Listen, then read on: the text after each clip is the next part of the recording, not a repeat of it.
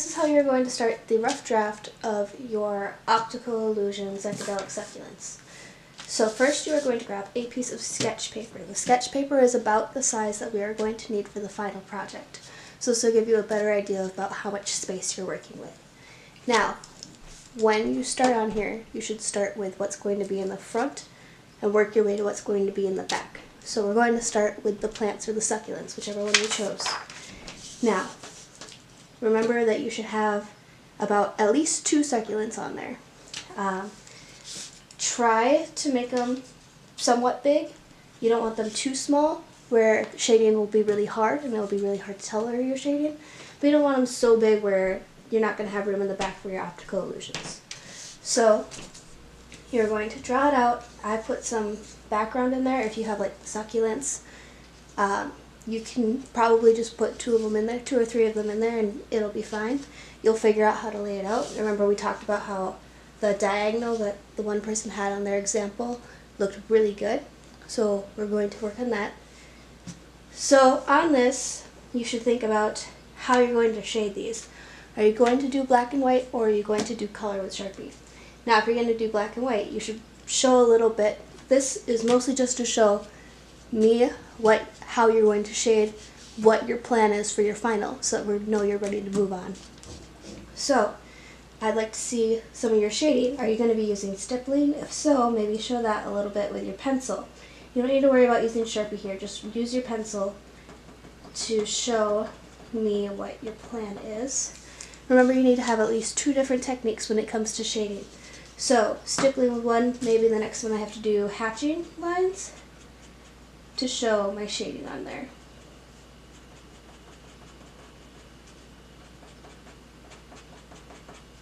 So that's what we're looking for. If you're doing color, maybe take the colors that you're going to end up using and kind of show them next to each other, so we have an idea of what your plan is going forward.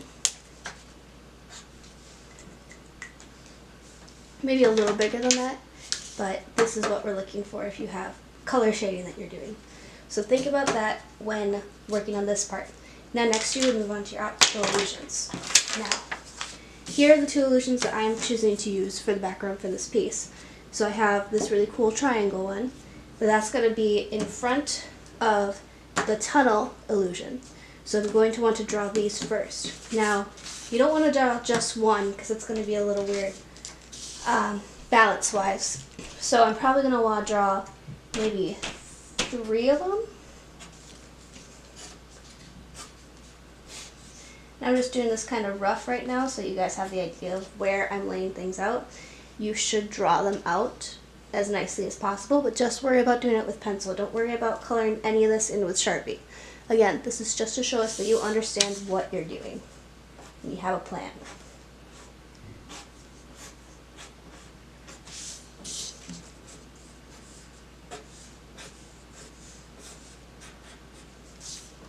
So I have a few of them laid out. Maybe I'd add like maybe 1 or 2 small ones more in here. Again, thinking about that balance piece. And it might seem like it's going to get really busy, but you have to keep in mind that one of these is going to be color, one of these is going to be black and white. So that'll help balance it and make the focus on this area. Now, I want to do the tunnel in the background. So I have to start by thinking about where do I want the tunnel to start. I would say I probably want it to start about here. Now, remember that one of the most important tools that you have is a ruler. You want to have the nice straight lines in the piece. So I'm going to start by making my first line.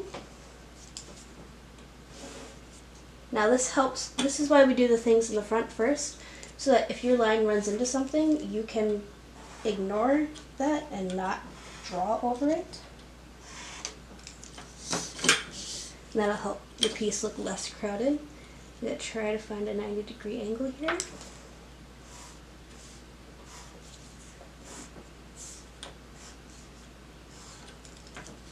Alright, so that's the start of my tunnel. And then I do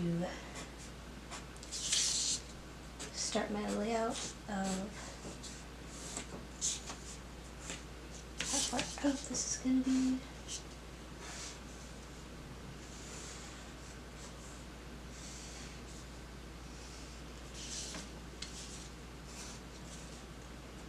So this is all going to depend on how you guys decide to lay out your optical illusions.